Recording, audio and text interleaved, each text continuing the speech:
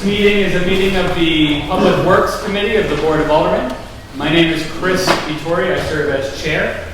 On the committee tonight are Alderman Tom DePoy, Alderman Billy Gillum, and Alderman Joe Barbagallo. Other aldermen present are Alderwoman Sharon Davis, Alderman Michael Talbot, and Board President Michael Lendis. We're here, as you know, to discuss fluoridation in the water and a request from some community members to stop fluoridation. We will have a series of presentations from people who are supporting fluoride in the water and people who are looking to get it removed from the water. I think the way that we'll do this, I have a little thing I'll talk about from the city attorney, and then we'll move into some presentations, and I'll ask the people who are supporting and giving us a kind of a why we've started this however long ago, why we are still doing it, and why you would encourage us to still do it. And then we'll have folks who would like it to get out, and then we'll have some questions and answers. If you have any clarifying questions, please raise your hand, and I will call on you to get a clarifying question. But if you want to go more in depth, let's save that until after the presentations. Anybody have any questions about process, ground rules? I will remind everybody that there is a pad of paper floating around. If you could write your name on it, and if you are here with an organization, write your organization as well. That's right. I can write Peg's name now. Thank you. So, as part of this, we were asked to find out about the authority to fluoridate water, and we got an opinion from the city attorney. That the charter, I don't have it in front of me, section 24.4 gives exclusive general management and supervision of the city waterworks to the city DPW commissioner. And the city attorney feels that there is nothing in the charter that limits that because of whether it's medicine or not medicine or anything. He believes it's a open authority to manage the water system in that way. If the board so chose to limit that, we could do so, of course, through a motion, through to the full board, and then make changes in the ordinance. And if there was a charter change, that's a whole other process. But in the ordinance, it's probably far enough. So if that was an interest of the board, that is an avenue that we go. Otherwise, the authority does rest with the DPW commissioner. And with that in mind, I will kind of reach out to everyone and say that we're happy to hear and have you give a presentation and hear, but you're really not trying to convince us so much about whether or not we should or not. But if we wanted to keep trying to change the structure of how we do it, that's kind of our role in all of this. Maybe you can make the case, of course, to the city commissioner. But I just kind of want to set that state that we as a board are not going to vote tonight to either fluoridate or to not fluoridate. That's not in our purview. Does anybody have any questions on that? Yes, Jack. You will have a report to the full board on what happens here? Correct.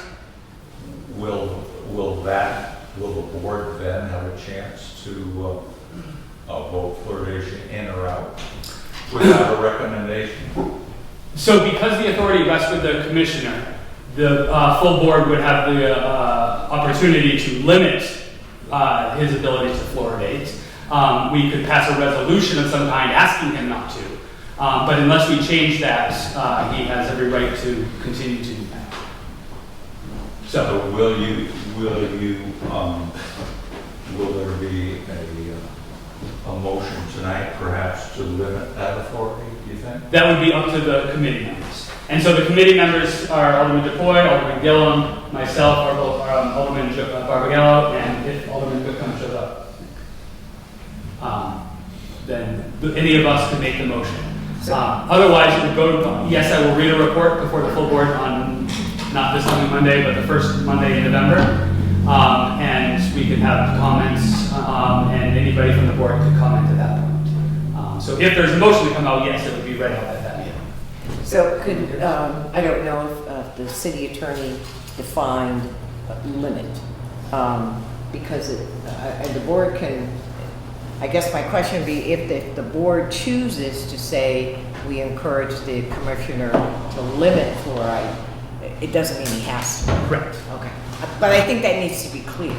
Yes, I was hoping that's trying to get it. And just one other wrinkle, as we all know, which I have not used since I became mayor, the mayor does have the ability to veto an action of the Board of Aldermen if he so chooses. Correct?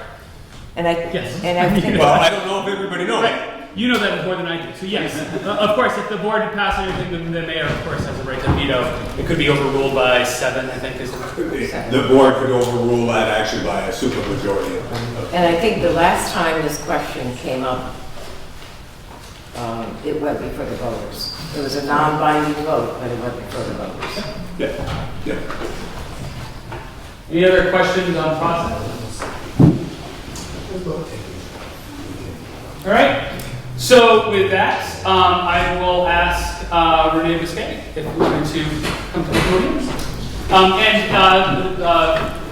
Renee has provided a list of people and contact information. It was at the front door in case anybody wanted it. Okay.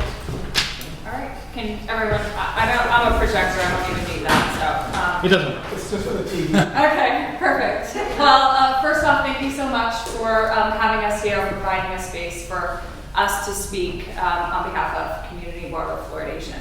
My name is Renee Busquet. I'm the district director for the Rutland District Office for Vermont Department of Health. I'm really here just to introduce the panel of folks that we have. So I will keep my remarks super brief here. With us today, first up, we're going to have Robin Miller. Robin is our oral health director at the health department. She also holds a master's of public health and is a registered dental hygienist. She will be speaking about how community water fluoridation is a public health intervention, and also sharing some local data for Rutland County. She will also speak on behalf of our commissioner, Dr. Mark Levine. He unfortunately wasn't able to be here tonight, but he has prepared some remarks for her to read. We also have 2 local area dentists. We have Dr. Judy Fish and we have Dr. Thomas Upsall.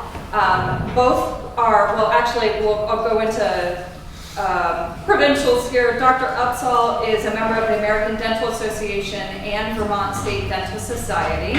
And Dr. Judy Fish is a past president of the Vermont State Dental Society and a former district trustee to the ADA Board of Trustees. Both are going to be able to speak a little bit to the science of water fluoridation, and then also will be able to share their perspective from being a dental healthcare provider here in Rutland County, and talk a little bit about the needs that we see. We also have Christina Sweet, who probably everybody knows, a registered dental hygienist, also a master's of public health, and she implements the 802 Smiles program for Rutland City Schools, so she's really going to have a handhold on the landscape that she sees for the need for the kiddos in our schools. And then we have, last but not least, Marty Hammond, Masters of Education. Marty is currently serving as the Oral Health Project Coordinator for Southern Vermont Area Health Education Center. So that's quite a mouthful, but has done a ton of work in the area of oral health across the state. So that's our lineup tonight. Should we just dive right in and have, okay, perfect. Robin's up. Thanks, Renee. My voice is a little light, but is this okay? Hopefully. So this doesn't work at all. Okay. No, it's just for TV. Okay. So, as Renee said, I'm Robin Miller. I'm going to read some remarks on behalf of Dr. Mark Levine before I read my remarks. So this is from Dr. Levine. Rutland City Public Works Commission members. The fluoridation of public water supplies is an evidence-based strategy to prevent oral disease and promote oral health in communities. This is why increasing the percentage of communities participating in community water fluoridation is a key objective in several state strategies to improve the health of Vermonters, including the State Health Improvement Plan, the Healthy Vermonters Plan, and the State Oral Health Plan, which was just released this month. The American Water Works Association Statement on Fluoridation of Public Water Supplies, updated in April of 2022, also supports recommendations by medical and public health organizations for the fluoridation of public water supplies as a public health benefit. This includes the Centers for Disease Control and Prevention, the American Dental Association, and the Canadian Dental Association. Recent studies have offered different conclusions about whether fluoride affects people's cognitive abilities. The National Academy of Sciences reviewed a draft report with a large number of these studies and concluded that the report failed to provide a clear and convincing argument that fluoride harmed cognitive development. Studies done after the introduction of fluoridated toothpaste show that community water fluoridation provides crucial added protection against tooth decay, even when both fluoride products and treatments are widely available. This is important because although a few small cavities might not be a big deal for those with easy access to dental care, it can be a very big deal for those Vermonters who don't, and the consequences of oral disease can be profound, making it difficult to eat, speak, learn, and work. It can also make chronic diseases more difficult to manage. U.S. Surgeon General Vivek Murthy co-authored a commentary on the National Institutes of Health, Oral Health in America, in the March 2022 New England Journal of Medicine.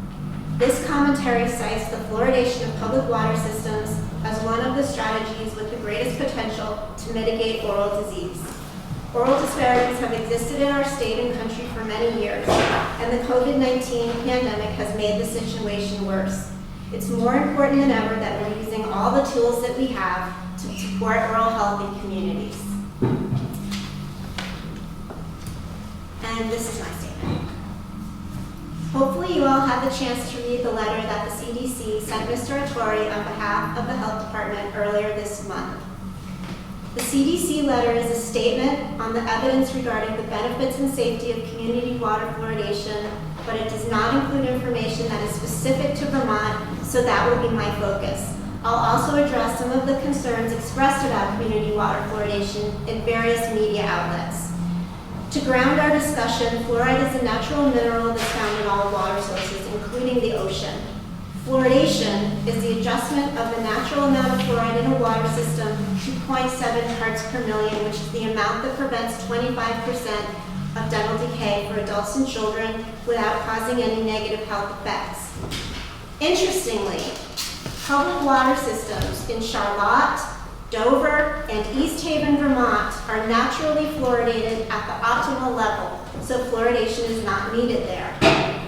Rutland City uses hydrofluorosilicic acid to adjust the level of fluoride in the water. All water additives, including fluoride, are strictly regulated by the EPA and must comply with National Sanitation Foundation Standard 60. Furthermore, the National Sanitation Foundation Standard 223 ensures that water additives from other countries, including China, comply with Standard 60.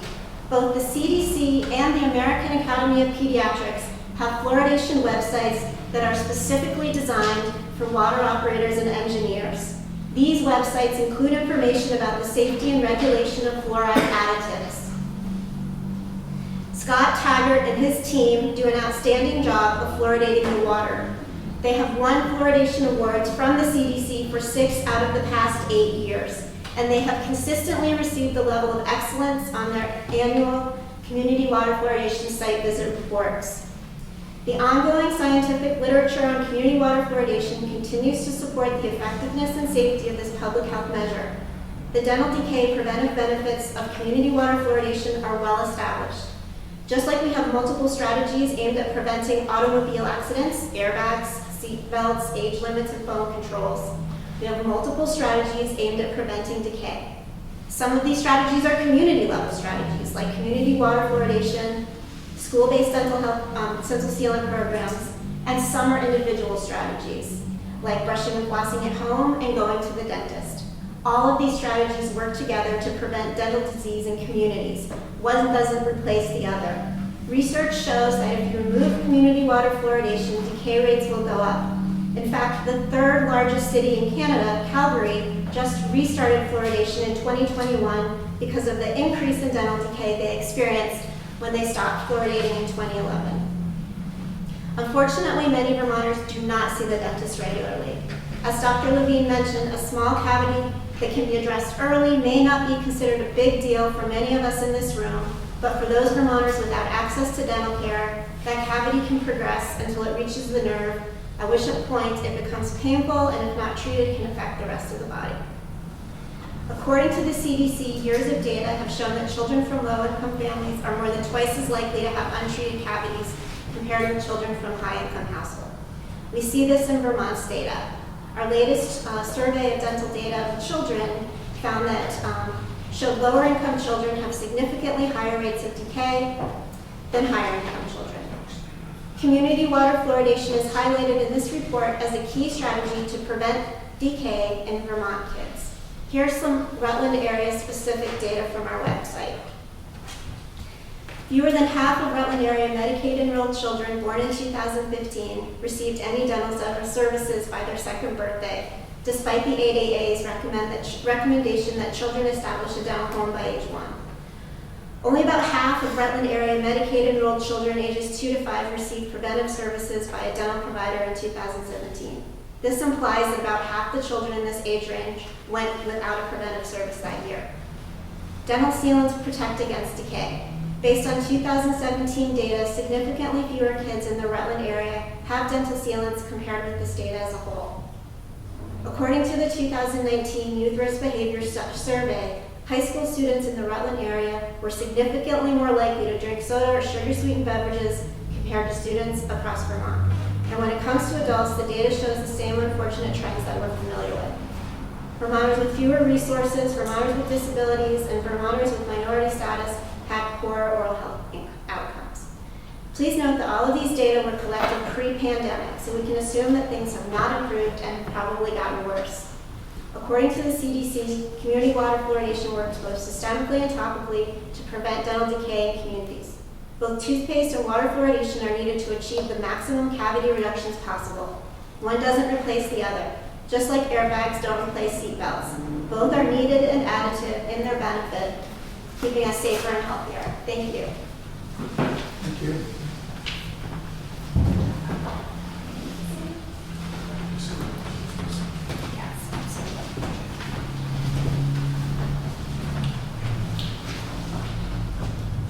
Hi, my name is Tom Upsall, and I've been a general dentist in the city of Rutland for the past 39 years. I'm a member of the American Dental Association and the Vermont State Dental Society, and that stuff really doesn't mean a whole lot to many of you. But what it does say is it goes back to the basics of any kind of practice of organized medicine, and that is that it's based on scientific inquiry.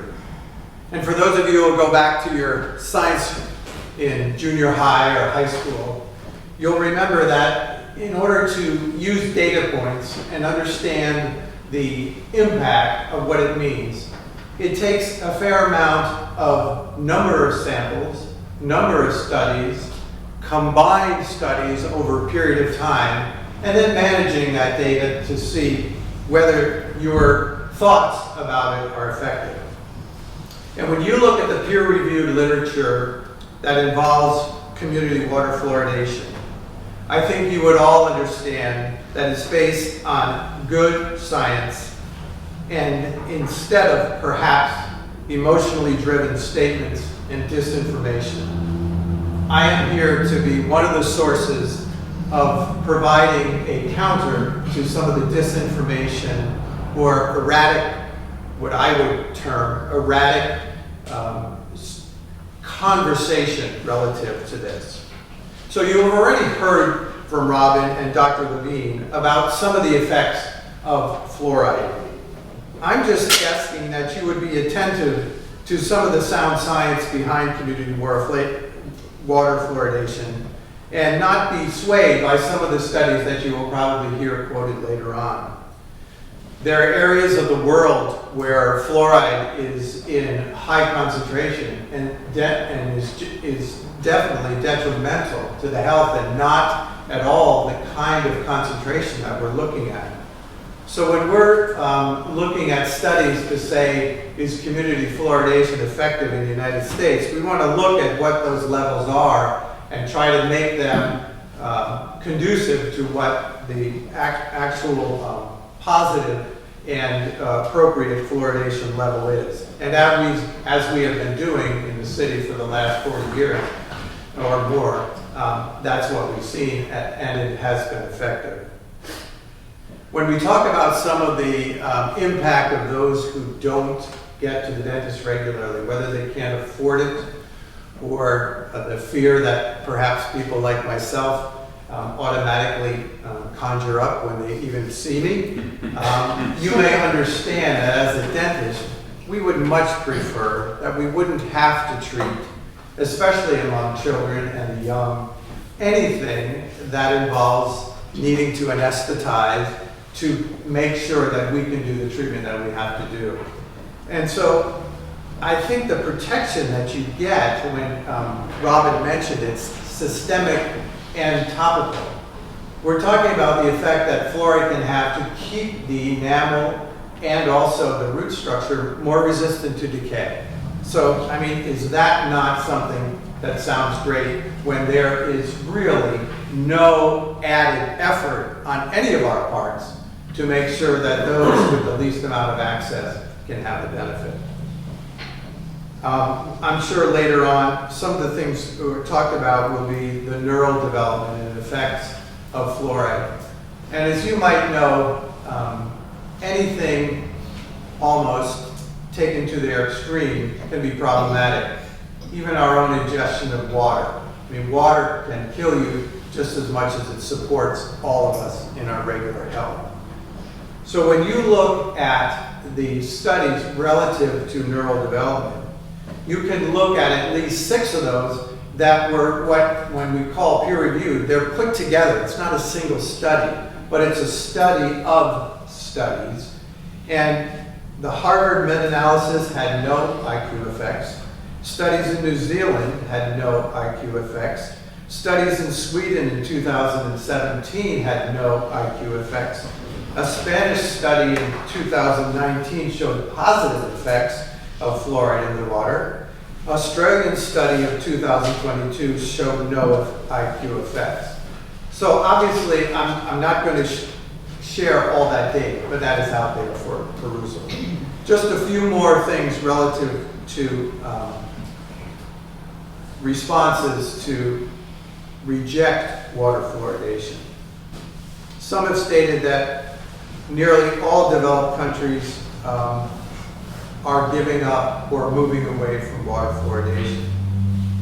And on the contrary, nearly all developed countries practice fluoridation, just not always through their water. They can do it in adding it to salt, you can add it to other products, so that fluoridation is already in effect in many of the countries of the world.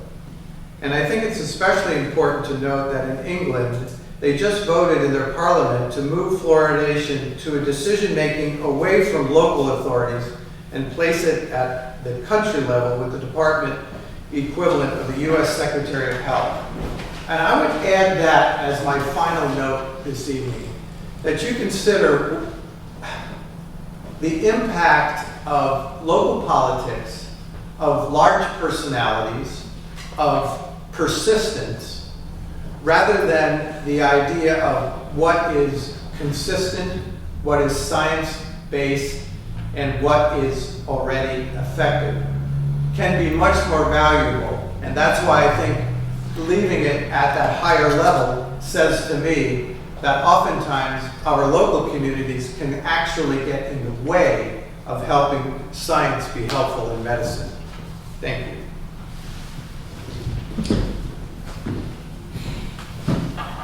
Good evening. My name is Judy Fish. I'm also a general dentist and have practiced in Rutland City for 33 years. I'm a member of the ABA and the Vermont State Dental Society, and I have served in both organizations. So there's been 70 years worth of research on community water fluoridation. There's lots of science, there's lots of research. The important thing about science and research is to consider the source of the research, the reliability and the authenticity of the source of the research. So instead of going into some science, what I'd like to do is to give you a long-term clinical perspective regarding this topic. My general dental practice has a long history of providing dental care to residents of Rutland County and beyond. My father-in-law, Dr. Ronald Heaton, opened his practice in 1962 in the service building. My husband, Dr. David Heaton, and I joined my father-in-law's practice in 1989. The practice is still providing dental care today, and that is 60 years of care to Rutland citizens.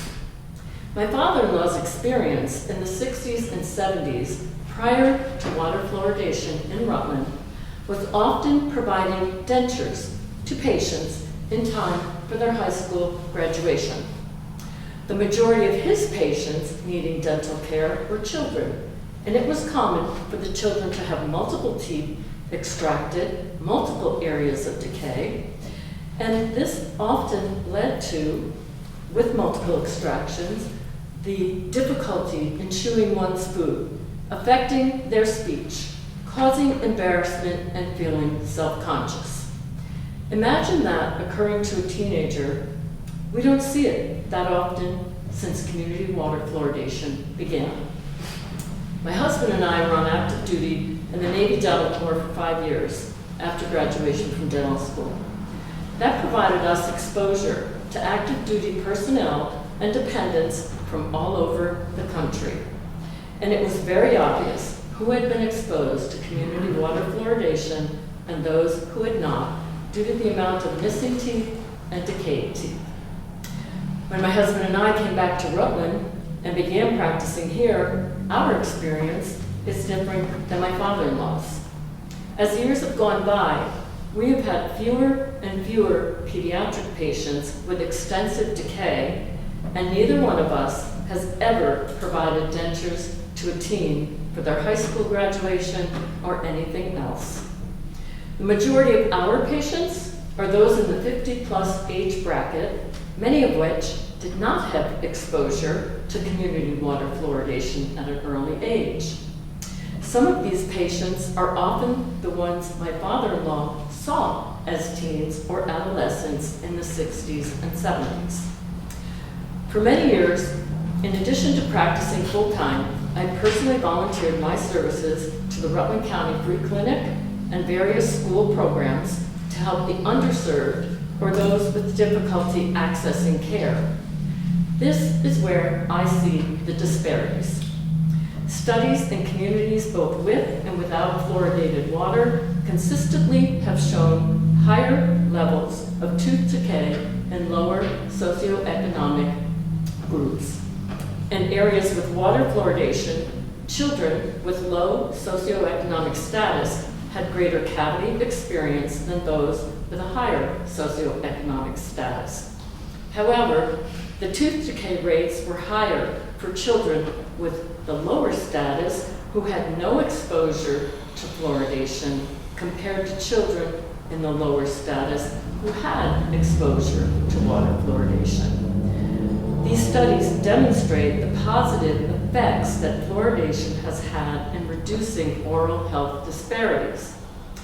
To remove fluoride from Rutland City water puts certain groups of citizens at greater risk for declining oral and dental health, and this concerns me greatly and brings me to another area of concern for Rutland County and our access to dental care.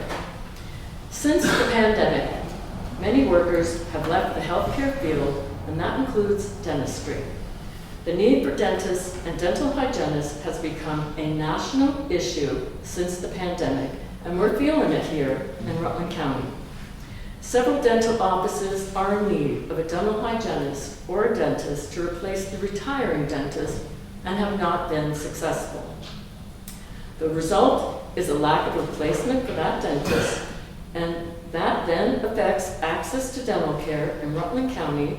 So now, to remove fluoride from the water lays the groundwork for an increase in decay rates, and the overall problem of access to care and health disparities only worsens for the Rutland City citizens.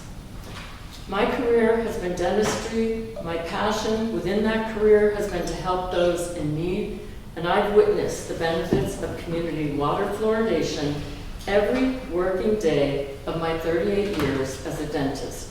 and my patient's treatment records are proof enough to substantiate this claim. Thank you.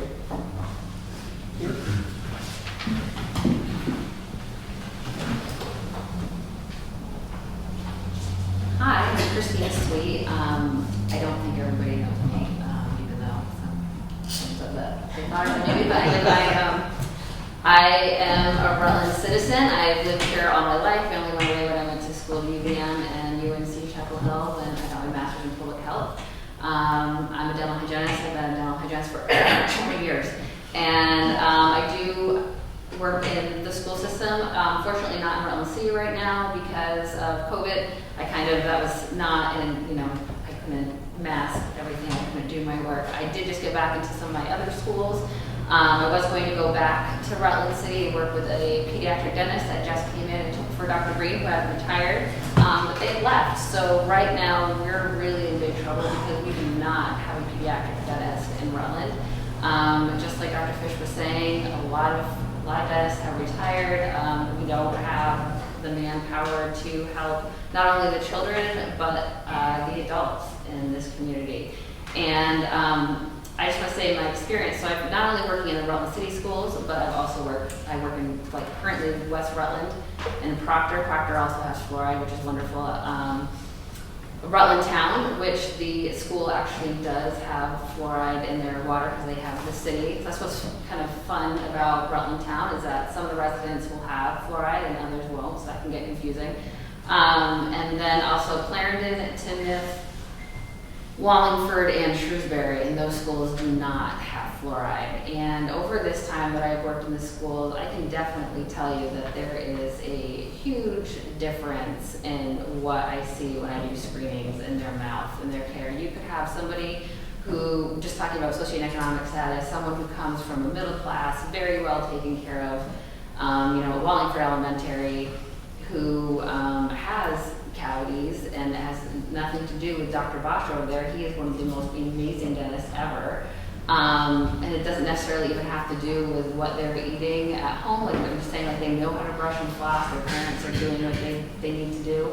And then you could have someone in Rutland City, same type of family, taking care of, doing the same thing this other kid is doing, and they might not have any or have one. I am 42 years old. I can't believe that. And I have never had a cavity, and I think a lot of that is part and due to having fluoride in water. I think we are extremely lucky to have that. And what is so amazing is that our water department does such a great job in regulating it. And that's, with science and everything, we're always, updating and looking what is best for everybody of the whole community. And so I know over the years, even since I've been alive, that maybe they've had to lower or raise it. They're looking at the data consistently. They don't want to ever hurt anybody. It makes me so sad to think that some of these studies coming out would make these lies up about what it can do to people when that isn't. There's all this scientific information out there that tells you what and why it is so important. And I apologize that I'm very scattered. I was actually in Vegas, and I didn't think I was going to be able to be here, but I was able to change things so that I could be here because this is important to me. I have 2 little girls, and Rutland is has always meant so much to me. I mean, I can't believe I'm going to do this, but I don't know if anyone can see this, but this is a tattoo of downtown Rutland. Seriously, I went to public health. I could be in a dental office and be making a lot more money, but that's not who I am or what I wanted to do. And the children, the adults, everyone means so much to me. And fluoride is truly one of the most amazing things I think we have in public health. And thank you for having me. I will have to pick up those 2 little girls who have never had a cavity, beautiful teeth. But thank you.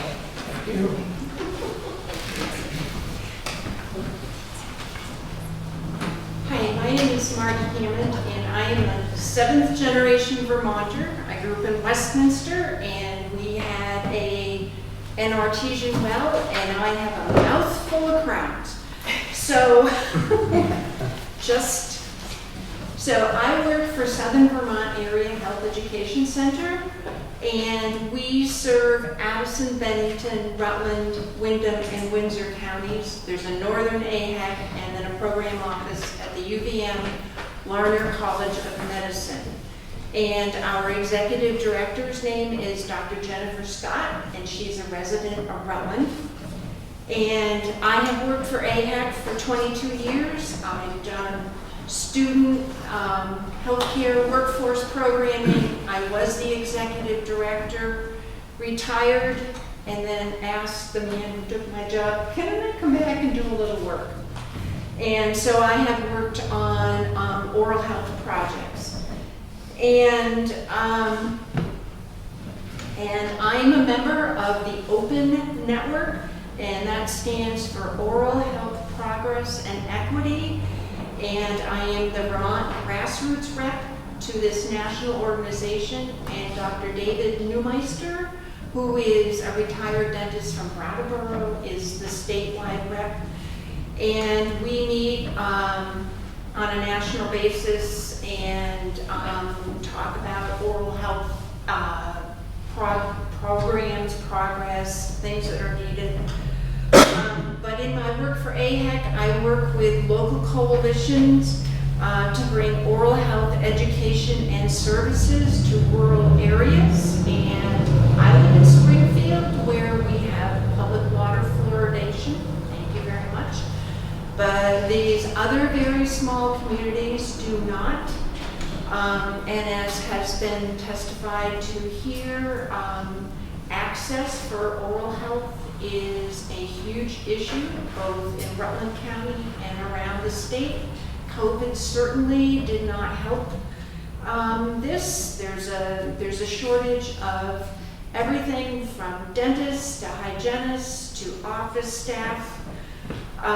One of the things that we do is, I bet you didn't know that February is Children's Oral Health Month. And some of our coalitions bring bags of toothbrushes, toothpaste, floss to school kids. And feedback received by one of the people was this child's first new toothbrush ever. This is a school child. And so not only did this child not have access to their own toothbrush, but you can be sure that fluoride toothpaste is not something that this child had either. And this doesn't just happen in rural areas. It happens anywhere that there is a lack of access for dental services.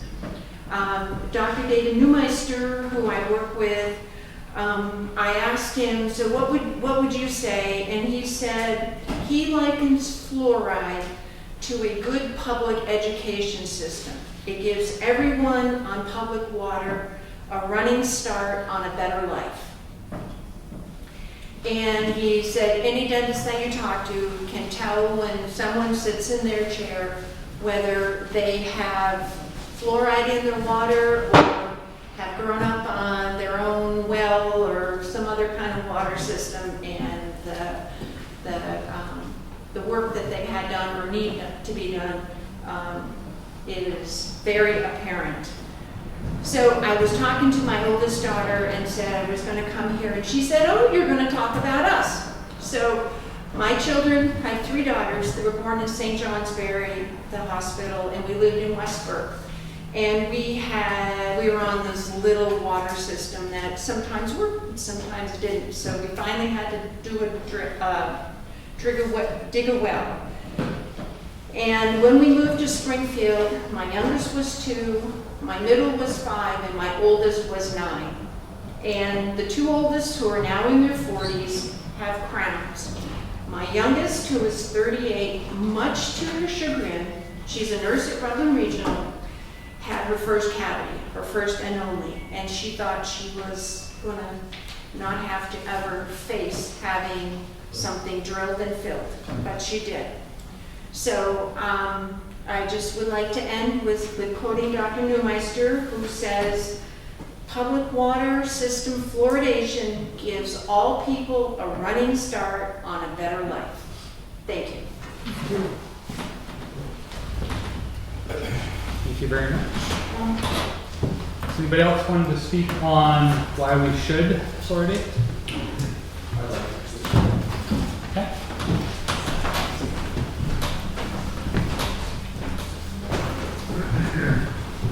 Just let us know your name. My name is Dr. Steve Moran. I'm a graduate of Georgetown University School of Dentistry. I've been a dentist for 37 years, and unlike our previous speakers, I'm a flatlander. I practiced in Connecticut, and since 2014, I've had the pleasure of being an associate with Dr. G.D. Fish. I agree with all of the scientific facts that have been presented so far. The one thing that I think bears repeating is that between the socioeconomic disparities that can exist in society and the lack of dental access, it's a 1-2 punch that is very detrimental to society at large, especially in this day and age. I would be willing to bet a lot of money that the cost of fluoridating water as a public health measure is the cheapest and most efficient public health measure, bar none. And once someone gets a cavity, especially if they are in a socioeconomic position where they must rely on state aid to get that, it is not cost effective to fill the cavity. A few years later, cavities wear out. You get another one, and then you get another one, and then it gets bigger and bigger, and next thing you know, they're looking at a crown. Prevention is better than treatment in every single instance. So I do not know how much it costs to fluoridate water in the city of Rutland. You guys all have access to that data, but I would be willing to bet a lot of money that the cost of fluoridation and prevention is far, far lower than to continue providing drilling and filling, drilling and filling. Then you lose the teeth, and what do? You make a partial denture. So my argument here is I agree with everything that's been said, but cost effectiveness, I think, is very important in this day and age. Thank you for your time. Thank you. Thank you. Thank you.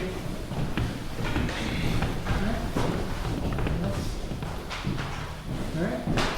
Jack, do you want to start? Do you want to have someone else start?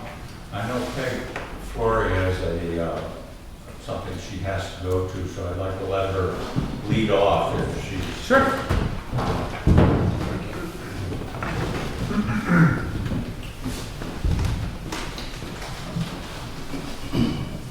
I find myself in a very awkward situation because I see the benefits of fluoride.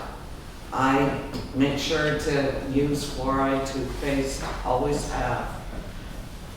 And I know I have to apologize, doctor.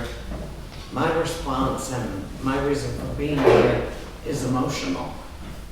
I have 3 sons. My middle son was diagnosed as a 17-year-old with severe kidney problems and severe Crohn's disease. What was interesting to me, and it's something I never hear, I was told to not give him fluoridated toothpaste. Now, at the time, we lived in Pittsford and we didn't have fluoridated water. But I went back to remembering at his grade school, they had what they called swish and spit. Yeah, they'd go around and they'd give the kids the fluoride, they'd swish it around and spit it out. He, on 3 separate occasions in a row, when he'd come home that night, he'd be vomiting and diarrhea. We didn't know, he wasn't diagnosed with anything at that time. But his pediatrician said, He's probably swallowing it, just, don't you, get him out of the swish and spit. So I did. He was told, I was told, not to give him fluoride. He thankfully went through some processes, and his Crohn's is under control somewhat.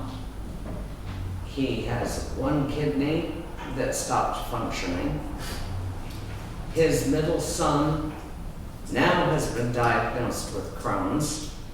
They live in North Carolina, and his doctors down there said, don't use fluoridated water. Now, this is a real issue to my son, who runs the Greensboro Water Authority. He's pretty familiar with these systems. And he did some research on it, so we accepted it. We accept the fact that fluoride is good in preventing, much better in preventing than management. I agree. It's easier to prevent tooth decay than to manage. But it's not so easy for me to say, I'm going to let my son and my grandson drink the water at my house. I now live in Pittsburgh. And the risk, I live in Rutland from Pittsburgh. I have to buy bottled water for them now. That's okay. I don't mind doing it. But I wonder how many other people in Rutland know that if they have a kid or themselves with Crohn's or kidney problems, maybe they ought not to be drinking the fluoridated water. I wonder if that ever comes up. For me, fluoride's a good thing, but to have it be in the water for everyone in Rutland, I don't think is the way we should go.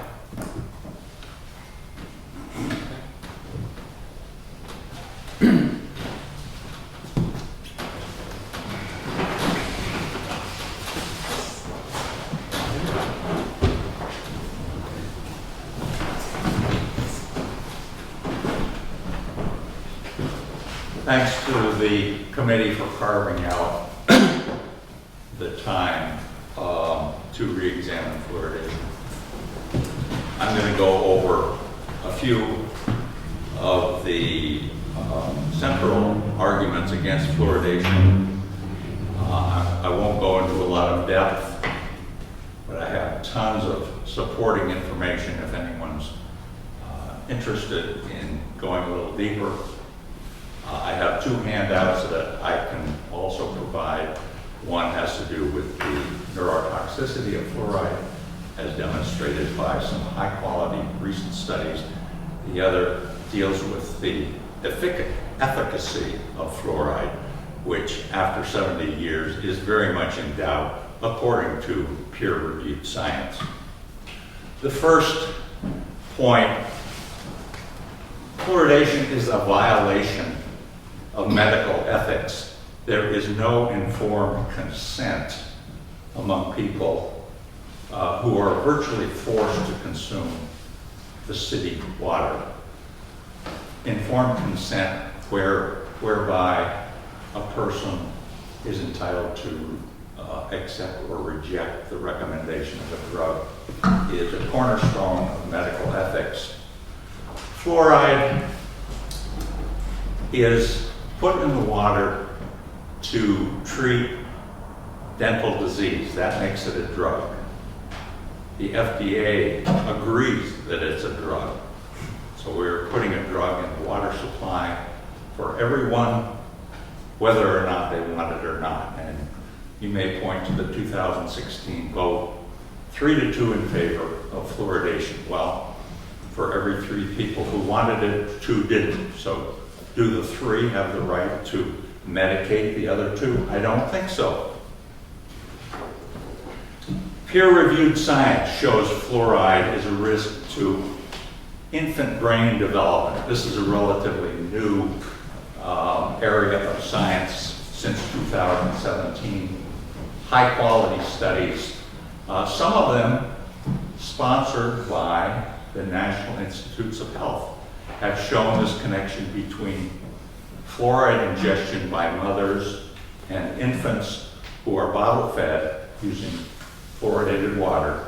They've shown a loss of IQ at levels of fluoridation that we find in fluoridated communities. Effectiveness of fluoridation in preventing tooth decay remains inconclusive after 70 years.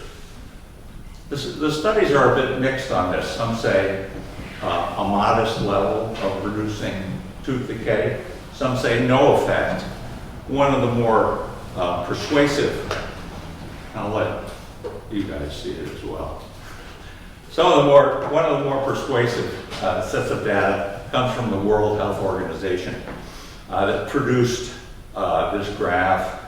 Declines in tooth decay among nations both fluoridated and unfluoridated since 1970. Interestingly, the fluoridated nations showed a decline. The unfluoridated nations showed an almost identical decline, which makes you ask the question, how necessary is fluoridation to improve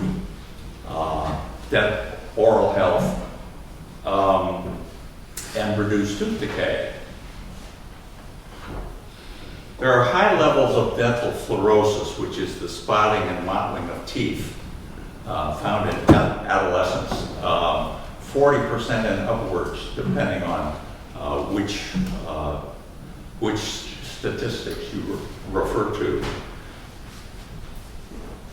At the moderate and severe levels, the spotting and erosion of the teeth can be very disfiguring and require expensive dental procedures. So the savings that you might claim for dental water fluoridation can easily be offset by the prevalence of dental fluorosis, 40% and upwards in adolescents. The CDC, the main promoter of fluoridation in the country, the agency from which the state health department gets its guidance and in my opinion is probably obliged to follow. The CDC says the best use of fluoride is topical, applied to the teeth as with toothpaste. Why then is it necessary to ingest it where it goes into your body and can affect functions of various organs such as the kidney, such as the thyroid gland? Low-income people, we've heard a lot about the incidence of tooth decay in low-income people. Low-income people are less able to buy water to avoid fluoride and more prone to the side effects of fluoridation. Low-income people suffer more kidney disease, more diabetes. They have poor diets, making them arguably more susceptible to the side effects of fluoridation. And that's an injustice. You know, we want to help lower income people, poor people have better oral health, but let's not pretend we're doing that by putting a chemical in the water. Every time this subject comes up, we hear that the pro-fluoride say, well, fluoride is a natural mineral, making it sound like calcium or iron or a nutrient that you've got to have to be healthy. Well, there is no body requirement for fluoride. We do not need any fluoride to be healthy, to have good oral health. In fact, far from being natural, what we're putting in our water supply is is a hazardous waste byproduct of the phosphate fertilizer industry called fluorosilicic acid, which they mentioned. This is a hazardous waste, as I said. You cannot put it in the waterway, you cannot put it in the ocean, but send it up to Rutland, put it in the water supply, that's fine. And guess what? 99% of it winds up in Otter Creek, where we can't dispose of it.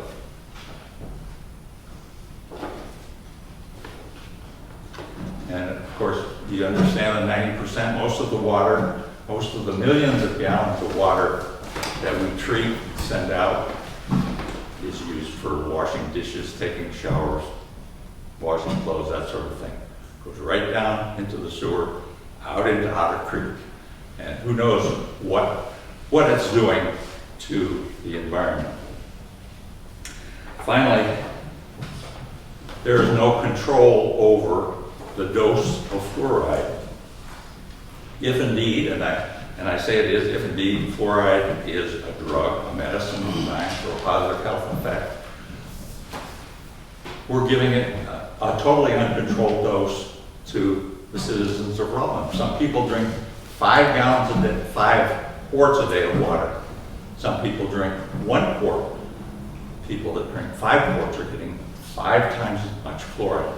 And yet we're saying to people, drink as much as you want, drink it for the rest of your life.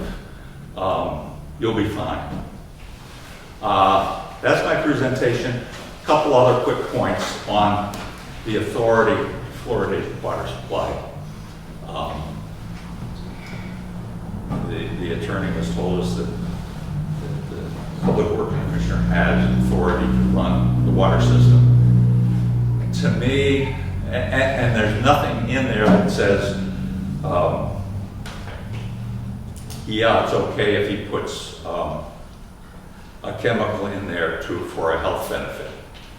To me, that's a glaring omission. If that's what's going to happen, he should have specific authority to do that. The other question that I really can't get an answer to, even though I've asked it, what's the liability of Rutland City if some of these harms from fluoridation result in a lawsuit? Someone with dental fluorosis goes to the dentist and, well, I need cosmetic work on my mouth. It's due to the fluoride in Rutland City water. You know, I don't think there are these lawsuits around the country, but I gotta think that they're coming at some point as the awareness of fluoride's potential harm occurs. What if someone with Crohn's disease came to Rutland and you know, someone told them inaccurately, well, I don't think we have fluoride in the water here, and they drank some and got really sick. And you know, where would the liability be? The federal government, the state health department, CDC all say safe and effective, safe and effective. Who is going to hold Rutland harmless if somebody is injured by this? I don't see any backup for the city. I think we're on our own. Thank you.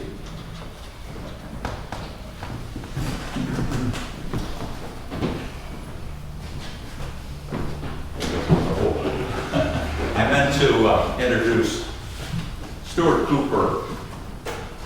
He's not from Vermont, but he's not a Flatlander either. He's from New Hampshire. He is the executive director of the Fluoride Action Network, which is the leading advocacy organization in the country, and I think nationally probably, for ending fluoridation. Yeah, before I start, I'd just like to, I didn't make copies for everybody because, you know, let's save a tree, but I'd like to provide the committee just a taste. This was just recently published in the Journal of Risk Analysis, and it's the first ever benchmark dose analysis conducted on fetal neurotoxicity. And it was conducted by Philippe Grandjean, who's famous for his work on methylmercury, low levels of lead. He's who the EPA turns to on PFOAs. And what it shows is that a level of 0.2 milligrams per liter in a mother's urine is enough to drop an IQ by 1 point of the fetus. There is nothing to contend against that right now, and studies in the United States and fluoridated communities have found levels 8 times that in mothers living in fluoridated communities drinking fluoridated water.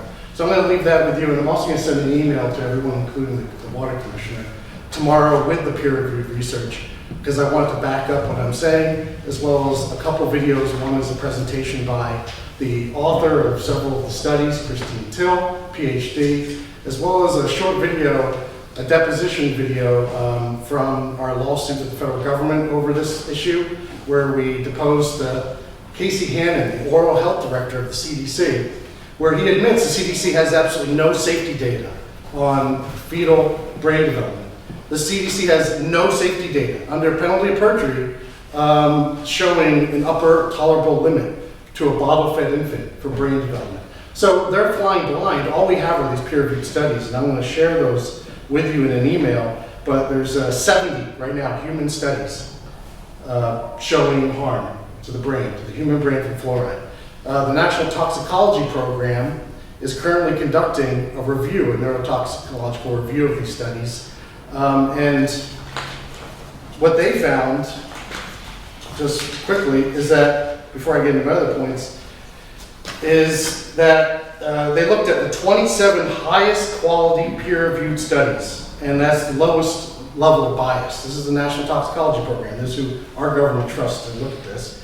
Of those 27 high-quality studies, 25 linked fluoride exposure to cognitive impairment. 11 of these studies used fluoride levels found in optimally fluoridated communities.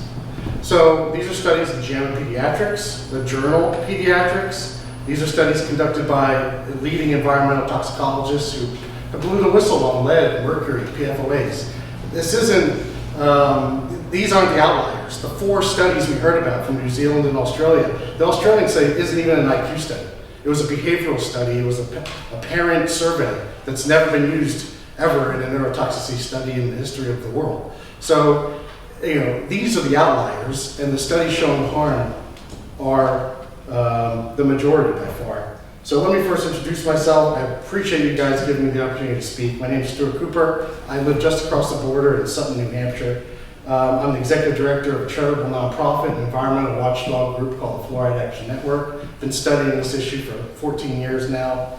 Not as executive director, I've only recently been appointed to that position, but as the campaign director. I helped New Hampshire pass a law that they now warn on water consumer reports parents in fluoridated communities not to reconstitute infant formula with fluoridated water. That's been codified in New Hampshire law. We warn our citizens not to reconstitute infant formula. Do you guys? I mean, so we do. I also got a bill last year in the New Hampshire legislature to prohibit fluoridation, passed out of committee with a recommendation of all to pass. New Hampshire joined Mississippi, Iowa, Kentucky, and Hawaii in also having a bill to prohibit fluoridation. So this is where the trend is moving. People are recognizing that the fluorosis issue and the neurotoxicity issue is too much to just ignore. We can't wait for the federal government. You know, I'm a parent of 2 young children. Like me, they've been afforded the opportunity not to ingest fluoridated water. We live on a well, or prescription tablets. They had perfect teeth, just like me, at 40 years of age. We've heard anecdotal stories. Never had a cavity. I consider myself lucky, and I have a good diet, but it shows you, it's an example. My children and myself are example. This isn't necessary for optimal oral health. The Fluoride Action Network, you know, we're not some fringe group. We're not opposed to fluoride. We're opposed to ingesting fluoride. We're opposed to fluoridated water. We're not opposed to using it topically. And we're made up of over 5,500 medical and scientific professionals who are the ones who organized this whole group 20 years ago. You know, you have to look out, and it's watchdog groups like these that are usually first on issues like asbestos, DDT, PFOAs, BPA. It's not the government. It's not lobbying groups like the American Dental Association. You know, I'd like to point out that, again, I'm an example, it's not necessary for optimal oral health, and the CDC now acknowledges that the primary benefit of fluoride is topical and post-eruptive. You can get that toothpaste, mouthwash, dental floss. It's now readily available and inexpensive online or every corner store. You can buy a bottle of toothpaste for a couple bucks, and that'll last you months. That wasn't there in 1940 when fluoridation started. This is a 75-year-old practice. The science has evolved, folks, and now there's so much of it. People are getting it from so many sources that our children are overexposed. We talk about data and who to trust. And the CDC's own data, which I'll share here, they do surveys every several years on dental fluorosis rates in the United States. The current dental fluorosis rate for adolescents is 70%. 70% of teens in the United States have dental fluorosis. That's up from 42% in the early 2000s. That's why New Hampshire passed this law. Dental fluorosis is a biomarker, an indicator of overexposure prior to the age of 8. So we're overexposing our children to this according to the CDC's own data. And again, we've been right in the past. I've been lobbying this. I remember going to different councils and going to different legislatures and saying we're overexposing children. The 2006 National Research Council concluded this as well. They did so because the EPA Employees Union called for a moratorium. The EPA's own scientists called for a moratorium on fluoridation, which led the National Research Council to study it. In 2006, they said dental fluorosis rates are too high. We're overexposing children. It took until 2014 for the optimal level to be reduced from 1.2 to 0.7. They cut it in half. So we were right. The people saying, no, we're not overexposing kids, were wrong. And we're in that same situation again with the neurotoxicity. Before I get to that, I'd like to point out that the federal government's slow to act, and the trend is communities in the United States are ending fluoridation. Just in the 300 communities in the past decade have ended fluoridation in the United States. In the past 2 weeks, we have Wills Point, Texas, Mims, Florida, Linden, Michigan, Tallahatchie, Mississippi, and State College, Pennsylvania, with 75,000 people. That's home to Penn State. Their entire water board was made up of PhDs. They studied the issue for a year, and they concluded unanimously to end fluoridation. This was like 2 weeks ago. I'll share that video with you where they describe the situation. They did it because of dental fluorosis, the neurotoxicity, and because of safety concerns for water employees, and because of the chance of chemical overfeeds. We have seen lots of chemical overfeeds. 2 communities in Utah in just the past couple of years have overfed, putting their citizens at risk. As far as Vermont-specific data, you guys are kind of the odd ones out, believe it or not. Only 34% of residents in this state consume fluoridated water. Only 15% of the public water supplies in this state are fluoridated. So it sounds like it's the majority, but no, you guys are kind of the odd ones out. And why that's important is because according to the CDC's last report, entitled Percentages of Students and Carries Experiences, Treated and Untreated Tooth Decay. This is 3rd grade tooth decay rates. We're all across the United States, we can compare. Let's look at Vermont. You guys have the 2nd lowest rate of dental decay in the nation for children, despite ranking 40th for fluoridation, population fluoridated. You're on the bottom, but you still rank 2nd for lowest dental decay. You know who was 3rd? New Hampshire. And we're actually 43rd for fluoridation. We have less fluoridation than you guys. So now let's compare that to the states that are most fluoridated. Kentucky's most fluoridated, 99%. Some states have mandates, they require everybody to do it. Had double the dental decay rate for children.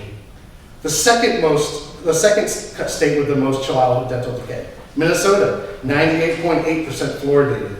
Again, double the Vermont rate. Illinois was the 3rd highest rated dental decay for children, 98.5% fluoridated. And I'll give you just a quick example from Manchester, New Hampshire. This is from the Union Leader. They implemented fluoridation in 2001. Manchester Health Department admits teeth sealant program slows decay. Fluoride has little effect. In fact, fluoridation was implemented in Manchester. Tooth decay went up for children for several more years. It wasn't until they implemented the in-school sealant program it dropped dramatically, like a cliff. So it's, this is important. We heard about Calgary, and what that study, I gave you some local examples, but that study has already been kind of, in the same journal, a rebuttal was actually published, because it's kind of egg on their face. 2 things were the problem. They compared fluoridated Calgary to Calgary ended fluoridation, they compared it to Edmonton, which was always fluoridated. Edmonton had a higher decay rate. It always did, even before, they had a higher decay rate than non-fluoridated Calgary. They don't tell you that. It had a higher gap for disparities for people of economics. So there was a bigger inequality gap in the fluoridated, always fluoridated Edmonton. What it also did, and this is where it got in trouble, was that the study omitted key data that contradicted the conclusion, because it omitted a dental survey showing that prior to ending fluoridation, the decay rates were already increasing at the same trend that the study was trying to show increased after the end of fluoridation. It was already happening, but they omitted that data purposely. And even the author of that study has said the headlines have completely misinterpreted the study. So I'll leave you, the last point I'll make is on the emerging science.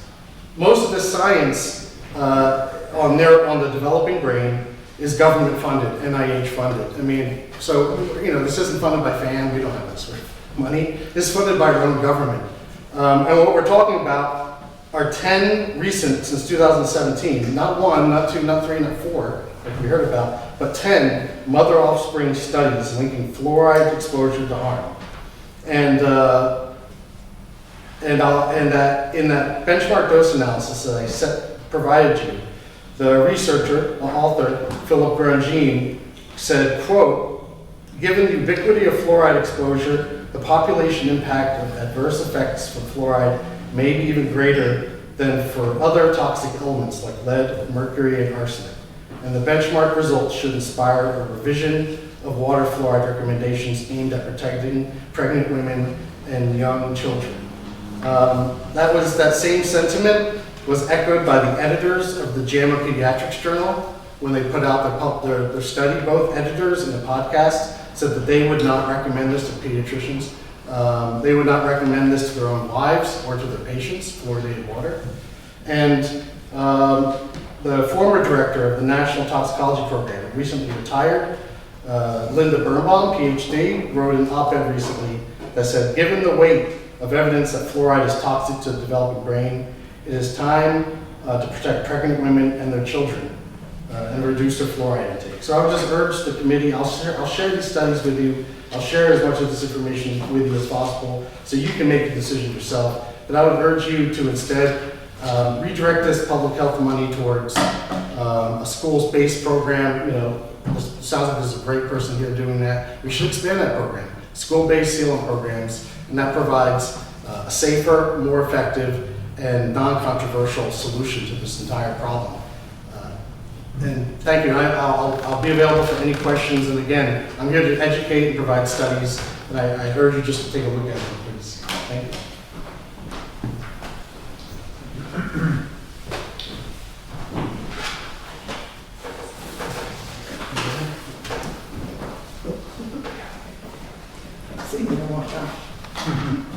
Good evening. My name is Mary Lou Albert. My husband and I own and operate a mechanical contracting company in Bennington. Jack Fowler asked me to come tonight and speak about my experiences with water fluoridation and fluoride. Now, I'm a mom, that's my degree, and raising 4 children makes me somewhat of an expert on that. I gave my 3 older children fluoride vitamins from birth because the doctor said it was going to be good for their teeth. Later years came along, I learned that fluoride caused a condition called delayed tooth syndrome eruption. That means my 3 oldest children didn't get their teeth until they were 1 year old, and they were still having baby teeth pulled as a teenager. Holes were drilled in the roof of my children's mouth to expose the secondary teeth. Then they had braces and brackets and wires attached to them to pull them down into their mouth. This was caused by fluoride. This has been proven. This has been told to me. We as a young family had no dental insurance. The cost to our family was large sums of money, and it also put my children through unnecessary pain. My fourth child was not given fluoride vitamins, did not experience these problems, and had fewer cavities than his siblings. I became interested in water fluoridation in 2001 when Bennington wanted to fluoridate our public water supply. I worried that since prescription fluoride did harm to my children, that maybe fluoridated water might also be harmful. So after reading several articles in medical journals and doing my research, I realized that delayed tooth eruption was not the only problem from fluoride and water fluoridation. This neurotoxin causes a host of problems. New research comes out monthly and almost lately weekly. When fluoride is prescribed by a doctor or a dentist, you get it at the drugstore, it's pharmaceutical grade, and it's controlled. You get 1 pill a day.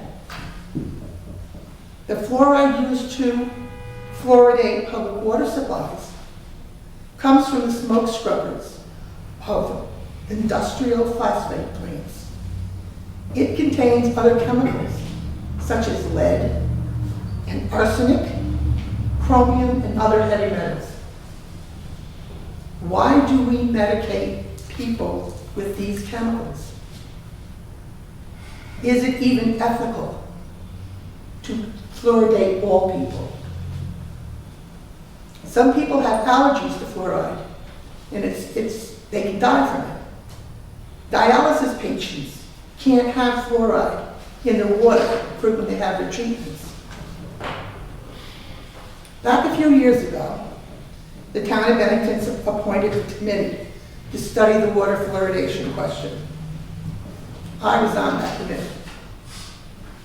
After 9 months of deliberating and talking and researching, the committee recommended to the select board not to fluoridate our public water supply.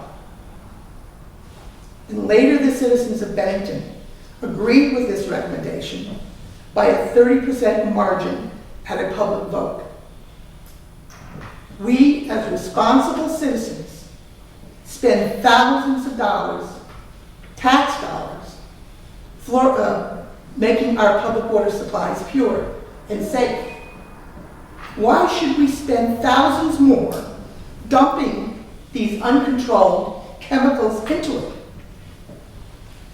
In recent years, many communities like Rutland, after studying water fluoridation, have taken water out of their water supplies. It has not resulted with their children's teeth falling out of their mouth. So if you have doubts about water fluoridation, I say get the chemicals out. Keep your public water supplies pure. Thank you for your time to speak on this neurotoxin.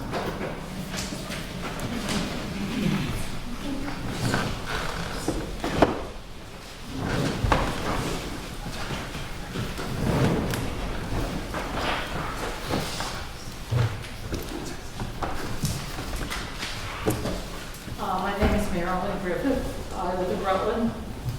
I'm a retired special ed teacher, and I also substitute in the Rutland schools at Northwest School. And I'm really concerned about how much water children drink. They drink it all day long. And they're always thirsty. And I feel that the 21st century shows that fluorosilicic acid is not safe for children. And they really need to be drinking pure water, clean water, for proper development.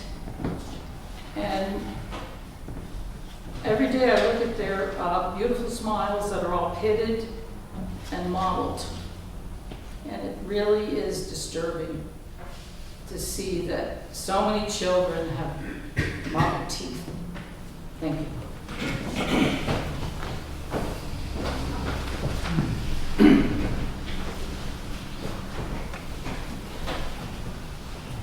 We got a couple more.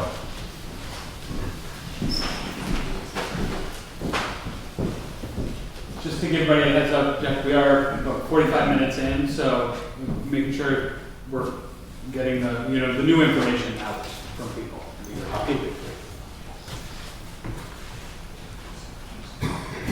So I just wanted to share, I hear a lot of professional opinions, a lot of personal opinions, and I think it's great. And I think everyone's got some great intent today, so I'm not judging anyone. But I'd just like to bring up... Excuse me, can you tell us your name? Oh, my name is Sean.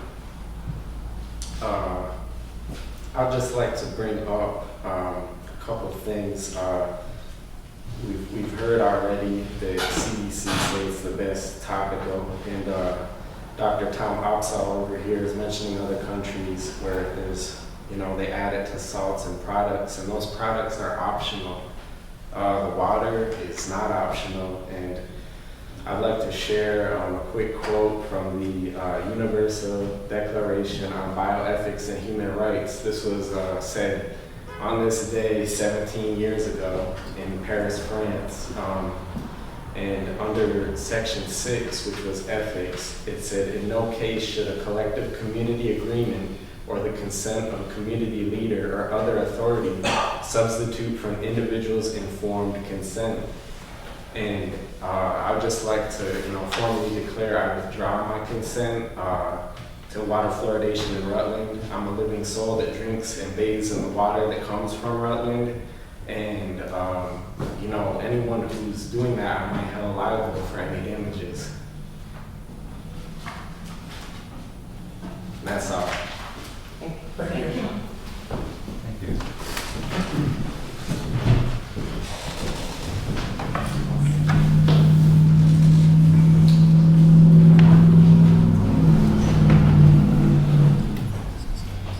Thanks for having this meeting, you guys. I'm Ryan Yoder from down in Danby. I don't live in Rutland.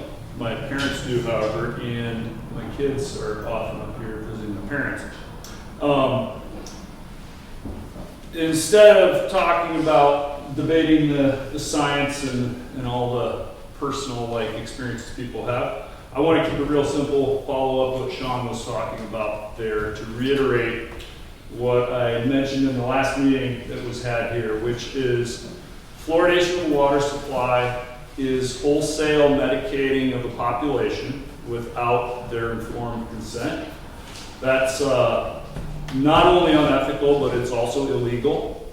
And I would hope that you guys take that into solid consideration. Beyond that, it's almost as if fluoridation of water in this way, where it is a broach of human rights in international law, is like a gateway drug of sorts to a slippery slope where these sorts of infringements on basic human rights continue to perpetuate and actually expand. Many of these questions of science, which are being somewhat brought to light here, where you have claims of no harm, claims of much harm, possibly it's effective, possibly it's not effective. These are all things that within a scientific debate over time, using the tools of science, which are where you falsify claims that are made using experimentation, and there's a well-described process for, can actually be solved and addressed. So the questions of how safe, how effective versus how dangerous, how ineffective, can really actually be, over time, something that more and more of us can come to agree on, most likely. One of the highlights that I think the fluoride problem, I suppose, or quandary that we have highlights is that this process of debate is complex, difficult, not always trustworthy, often bought and paid for by different interest groups, which muddies the water as to the veracity of these different truth claims that are made. That being the case, when it comes to something that seems like a scientific question, is fluoride good for us? Should we all be taking it? Or is it dangerous for us and should we be avoiding it at all costs? Quite simply comes down to putting a higher principle onto the entire question. And that is ethics, and the ethics of it are that anyone should have the opportunity to opt out of something that they think is dangerous or unsafe to them or to their children. Thanks for the opportunity to talk. I think there's also a Vermont statute, perhaps, that I can share that. didn't get read out that I wasn't aware of, but I think it would be worth just reading that out to everybody else. I'm not prepared to speak, but I just want to point something out that has really been kind of drumming in my brain. And I know all the dentists know this, and I'm sure you know this, and maybe lots of other people in the room too, but genetics play a serious part in people's dental situation. And no genetics are considered in all of this science. It's way too deep and complicated to take genetics into consideration. So when you look at different areas, whether it's socioeconomic or not, there's also DNA and genetic pools that are definitely altering people's tendencies for oral health. And so I just wanted to point that out for everybody to consider. And your name again? I'm sorry, Lois Steinman.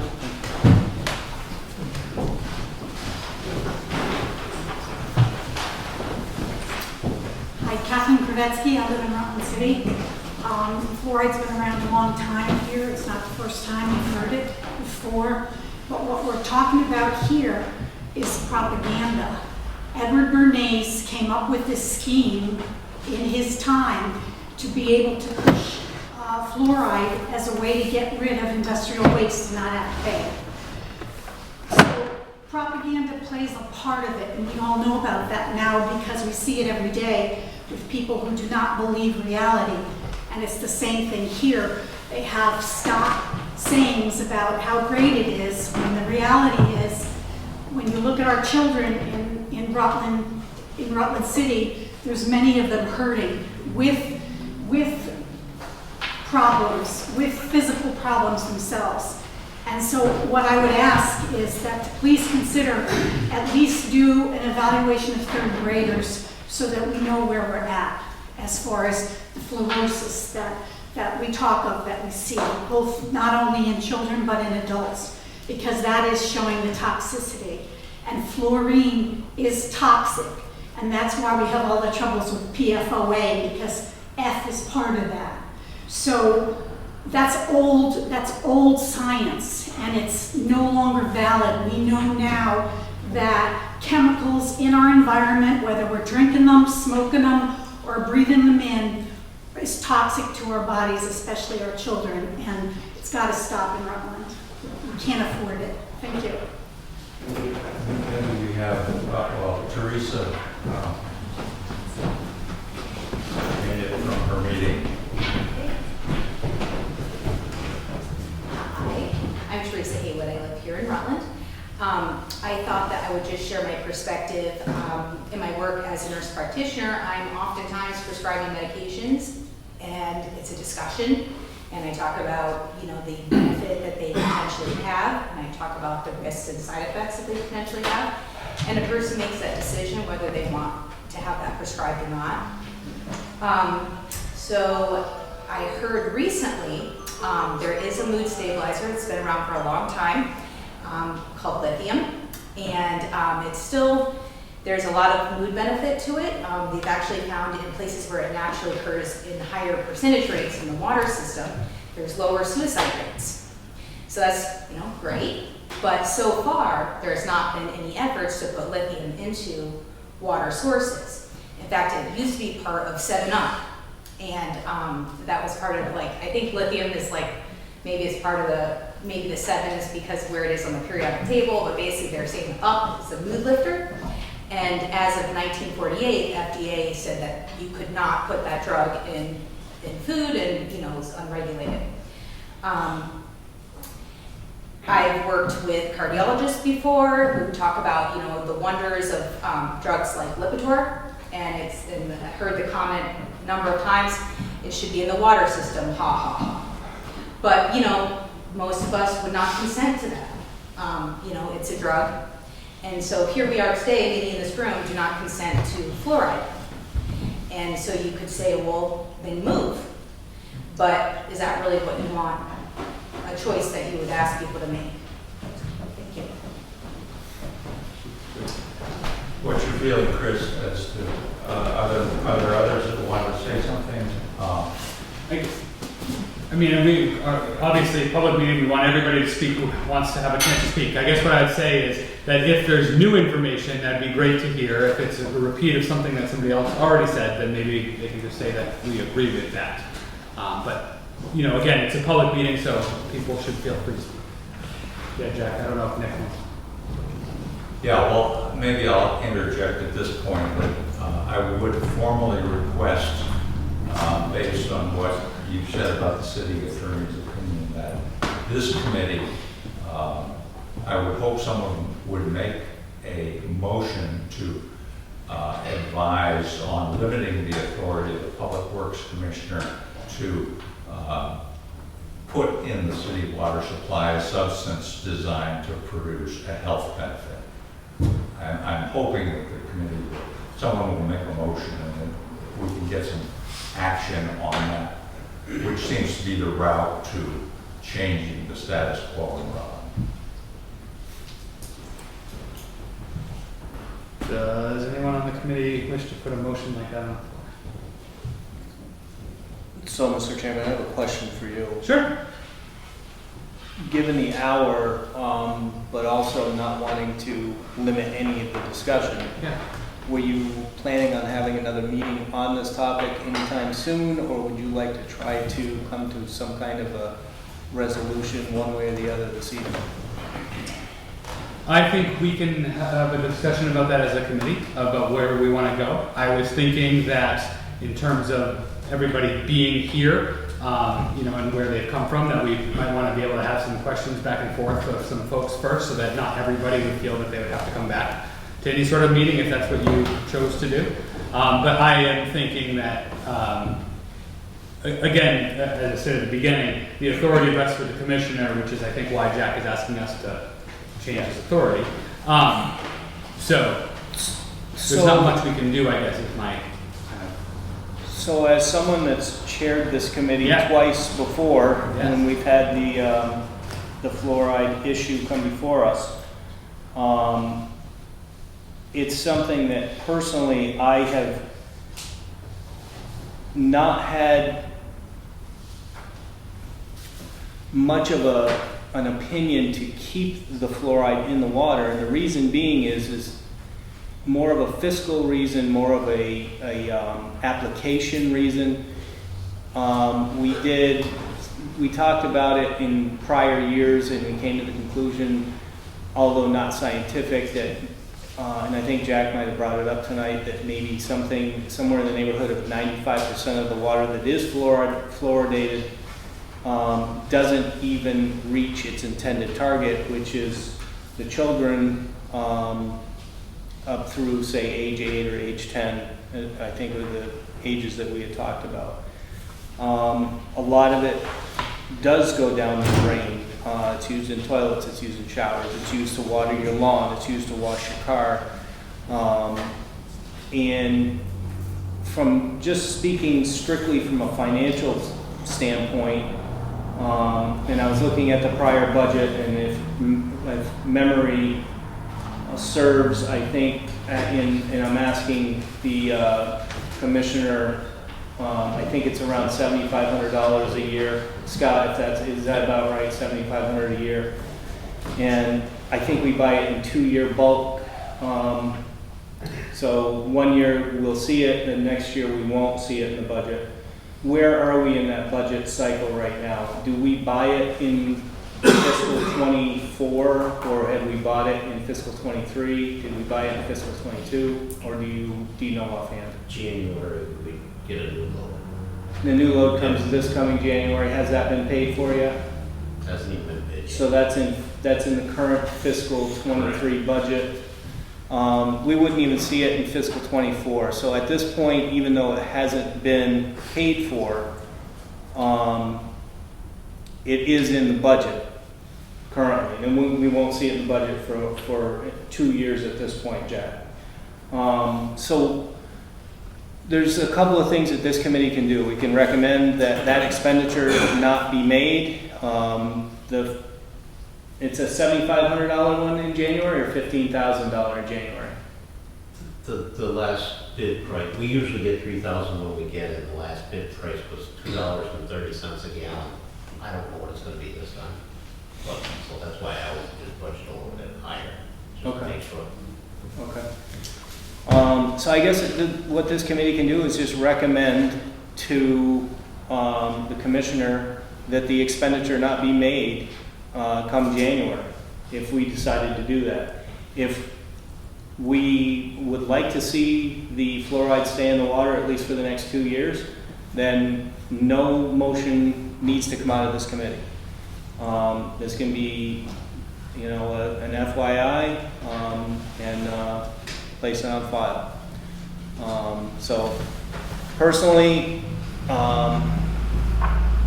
being that I feel it's a terrible application of fluoride for people's teeth. I think that brushing, and I think that the sealants and everything else, I think, are far more effective at curbing tooth decay. I would like to see it come out.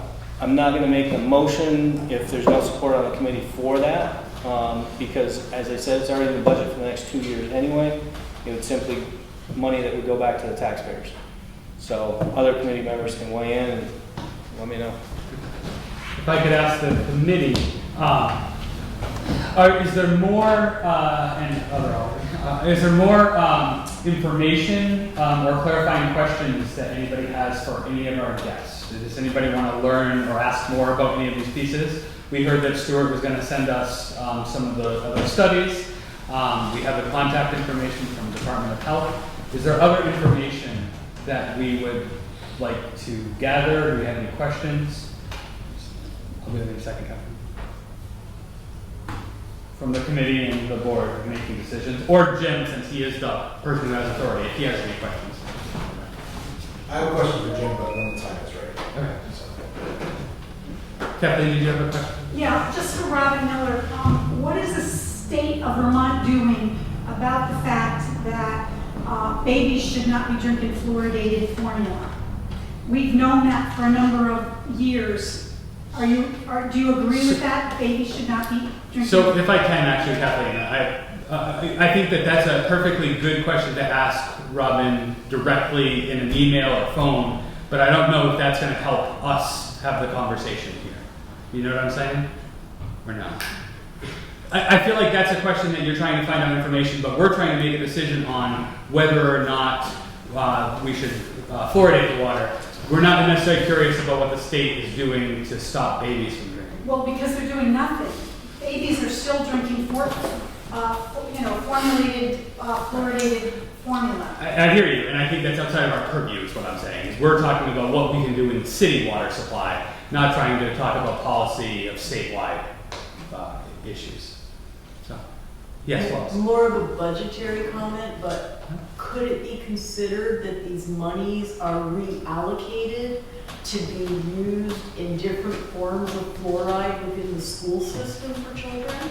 That would certainly be appropriate. If there is a tendency for it not to happen in the home, just a thought. Yep, Fluoride for thought. That is certainly something we could consider, taking the money out of that budget line and putting it to something else. So are there other questions from the committee? Is there anything you want to find out more? I'd like to talk to the attorney before we go any further. How so? What would you like to find out? I need to know the ordinance, what we have to do, if we have to overturn it by a vote, because it was voted on? Do we Nope. have to go back to the voters? So it's not, so there was a non-binding vote a few years ago, as Jack said, 3-2 to continue to fluoridate. Non-binding, so that's not it's not a voter issue.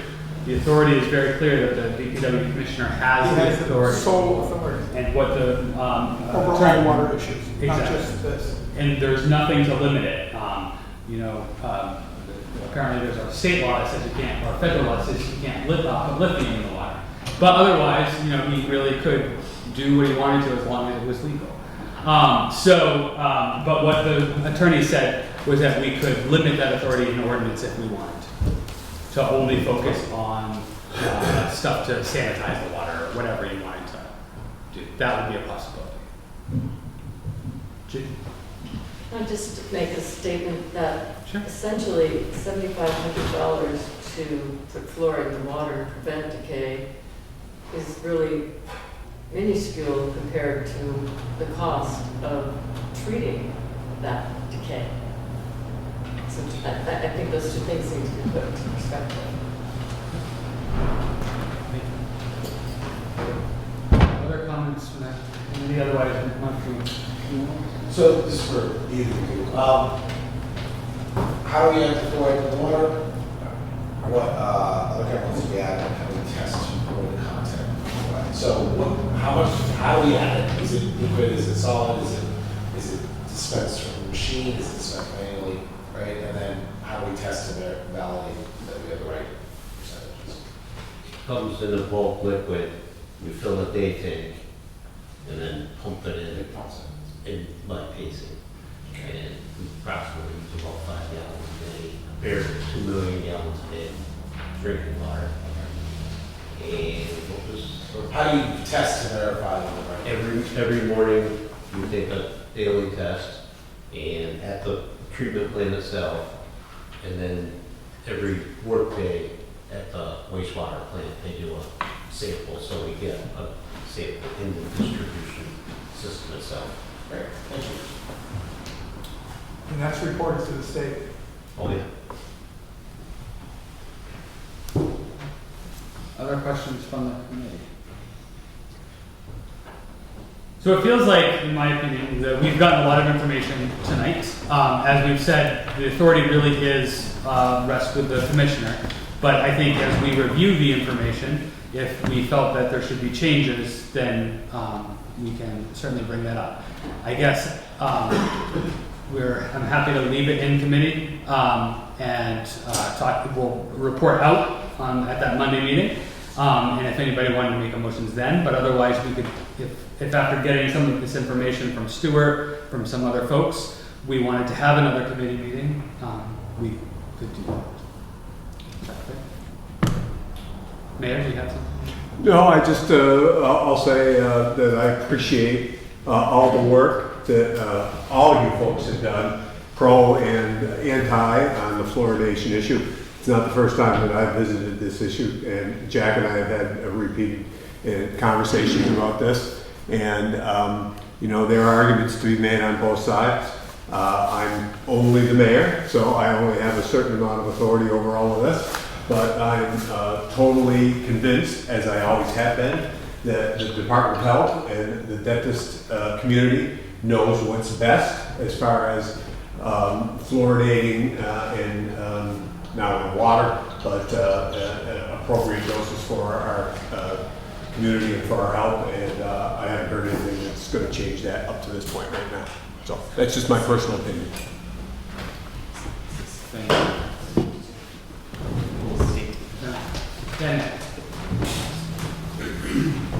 Before the meeting, my name's Nick Santoro. I haven't been to Wheelerville Road for a few months, and I decided to go to one of my favorite spots along Menden Creek. You all know that water comes from Menden Creek. And I was quiet, and I asked the river, the creek, what it wanted me to say tonight. And it wanted me to say, I love you, don't poison me. Thank you.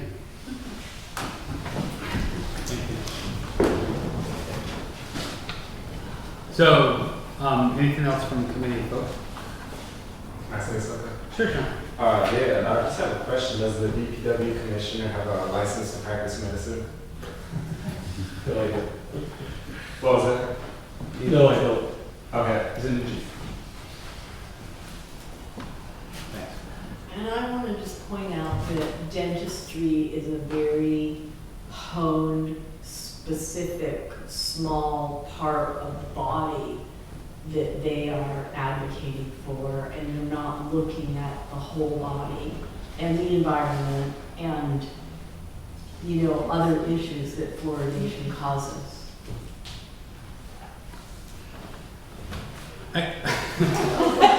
So what I don't want to get into is a back and forth here, right? So I think. Just raising my hand. So the dentists have raised their hand about their perhaps objections to your comment. That is totally inaccurate. So, Jack, I think, you you have been kind of the driver of this in recent years. Kathleen probably before you, of course. What are you hoping for, and what would you like us to see? You put out a request, and it wasn't kind of picked up at this meeting. What would you like to see next? How can we be of help?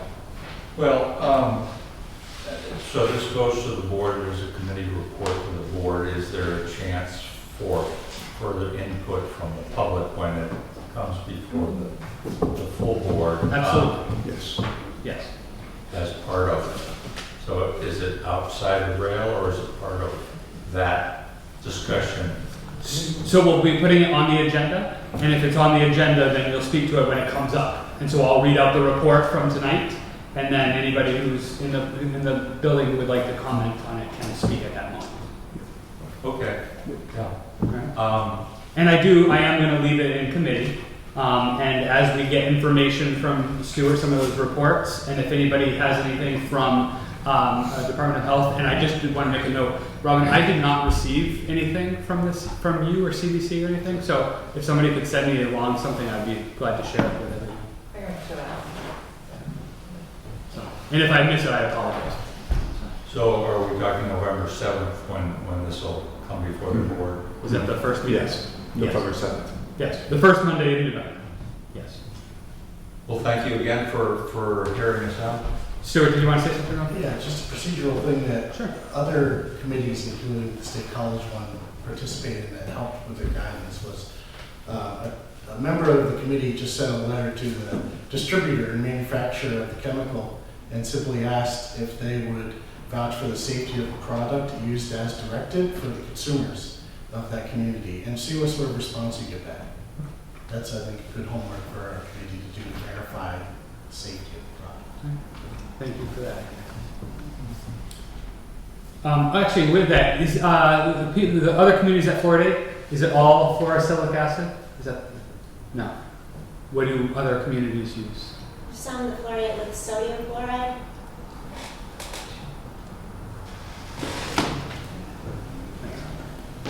We have an opportunity, another bite at this apple during the budget process on his budget. We can refuse to fund it for the next fiscal year. We can pull it out, and there's another situation, and that ties your hand then to dictate what's going to happen. And I am going to leave it in committee, so as we get information and people review and think about this and go after the report, we'll be able to, if anybody so chose, we can have a committee meeting. I'm happy to do that. All right. So from the committee members, is there anything else good for the cause? Other board members?